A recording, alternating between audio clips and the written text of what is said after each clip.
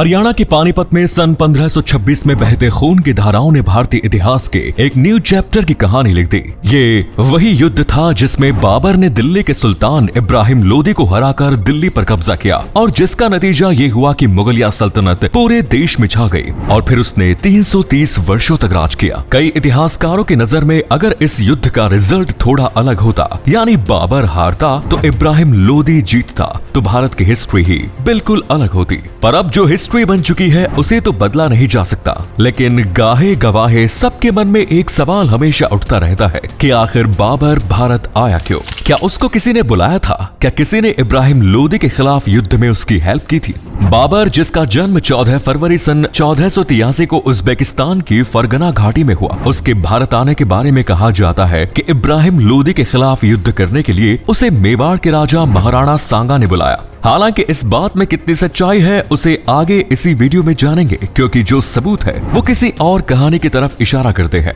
बाबर को अपने बारे में लिखवाने का बहुत ज्यादा शौक था, इसीलिए उसने अपने जीवन की सभी घटनाओं को अपनी एक बायोग्राफी में लिखवाया, जिसका नाम था बाबरनामा। मूल रूप से चगताई तुर्की भाषा में लिखी बाबरनामा को बाद में उज़्बेक और फारसी भाषा में लिखा गया। आज चगताई तुर्की लैंग्वेज बंद हो गई है और उज़्बेक फारसी लैंग्वेज सबको नहीं आती, इसीलिए उसके इंग्लिश ट्रांसलेशन को सबसे ज्यादा पढ़ा जाता है। A.S. बेवरेज, जो ब्रिटेन की एक बेहद ही फेमस ट्रांसलेटर थी, उन्होंने बाबरनामा का इंग्लिश ट्रांसलेशन किया। इसी किताब के पेज नंबर 529 में बाबर ये कहता है कि मेवाड़ के राजा महाराणा सांगा के द्वारा एक दूत भेजकर उन्हें मैसेज दिया गया कि वो इब्राहिम लोदी के खिलाफ युद्ध करे, जिसमें वो बाबर का साथ देंगे और युद्ध जीतने के बाद महाराणा सांगा की सीमा आगरा तक होगी और दिल्ली बाबर की होगी। बाबर ने ये भी लिखा कि जब वो पानीपत में पहुंचा तो वहां पर ना तो महाराणा सांगा के आने के कोई संकेत दिख रहे थे, ना उनके जाने के कोई संकेत दिख रहे थे, और उसने राणा सांगा के ऊपर वायदा तोड़ देने का आरोप लगाया। बाबरनामा किताब में मेंशन इसी लाइन के आधार पर यह कहा जाता रहा है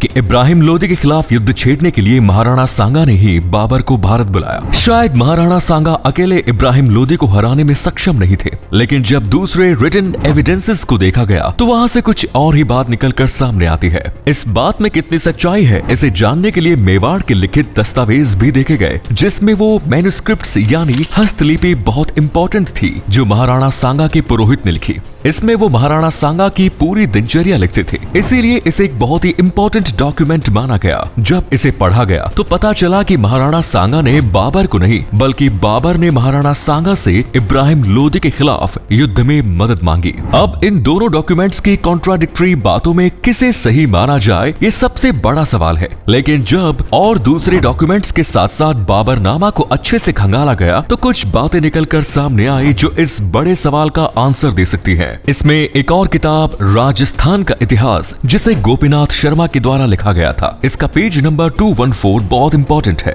जिसमें गोपीनाथ शर्मा ने लिखा है कि सन 1517 में महाराणा सांगा और इब्राहिम लोदी के बीच खातोली का युद्ध हुआ और इस युद्ध को महाराणा सांगा ने जीता। उन्होंने अपनी बात को सिद्ध करने के लिए कुछ रेफरेंसेस भी दिए, जिसमें अमर काव्य वंशावली का पेज नंबर 30 में लिखा वो पत्र, हरबिलास शारदा के द्वारा लिखा ग्रंथ, महाराणा सांगा का पेज नंबर 82-83 के साथ साथ बाबरनामा का पेज नंबर 593 था। ये तीनों ही एविडेंस इस बात को क्लियर करते हैं कि महाराणा सांगा इस युद्ध को जीते थे। इसके बाद इसी पेज पर गोपीनाथ शर्मा ने ये भी लिखा है कि वर्ष 1518 में एक बार फिर इब्राहिम लोदी ने महाराणा सांगा के खिलाफ युद्ध छेड़ दिया था, जो बाड़ी का युद्ध कहलाता है। यदि हम फारसी इतिहास को पढ़े तो वहाँ पर इब्राहिम लोदी को विजेता दिखाया गया है, लेकिन भारतीय इतिहास में राणा सांगा को इस युद्ध का विजेता बताया गया है। बाबरनामा में भी 593 पेज नंबर लिखा है कि बाड़ी का युद्ध महाराणा सांगा ने ही जीता था। इससे पहले कि और आगे बढ़े, आपको थोड़ा महाराणा सांगा के बारे में जानना जरूरी है।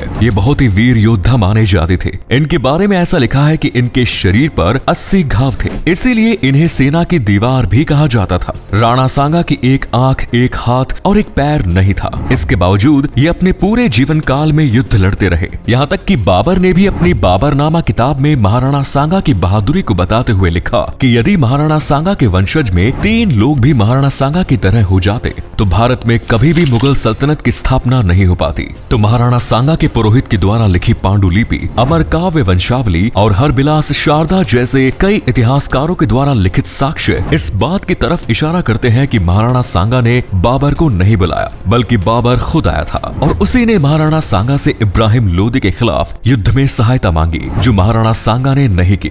लिखित साक्ष्यों को थोड़ा दरकिनार करते हुए हम सिंपली सोचे तो हम इसी कंक्लूजन पर पहुंचेंगे कि जिस इंसान ने इब्राहिम लोदी को पहले ही 2 बार युद्ध में बुरी तरह हराया, इसके अलावा जब वो राजा बना तो भी उन्होंने अपने आसपास के कई युद्ध जीते, जिसकी बहादुरी का बखान खुद बाबरनामा में कर रहा है। जो राजा इतना वीर था कि अपनी सेनाओं का सुरक्षा कवच कहलाता था, क्या उसे एक ऐसे बादशाह से मदद लेने की जरूरत पड़ेगी जो भारत का है भी नहीं, जिसे भारत की भौगोलिक स्थिति, युद्ध नीति का जरा भी ज्ञान नहीं है? ये बात तो किसी को भी हजम नहीं होगी। हाँ, लेकिन ये बात जरूर हजम हो सकती है कि बाबर महाराणा सांगा से इब्राहिम लोदी के खिलाफ युद्ध में मदद मांगे, क्योंकि बाबर को भारत की भौगोलिक स्थिति, युद्ध नीति जैसे तमाम विषयों का बिल्कुल भी ज्ञान नहीं था। इसके अलावा वो अच्छी तरह जानता था कि महाराणा सांगा ने 2 बार इब्राहिम लोदी को हराया है। इस पूरे मामले में आप क्या सोचते हैं? क्या बाबर को राणा सांगा ने बुलाया था? अपना जवाब हमें कमेंट बॉक्स में जरूर दें और इस वीडियो को हर जगह इतना शेयर करें कि पूरे भारत को पता लगे कि हिंदू सम्राट राणा सांगा से बाबर कांपता था। धन्यवाद।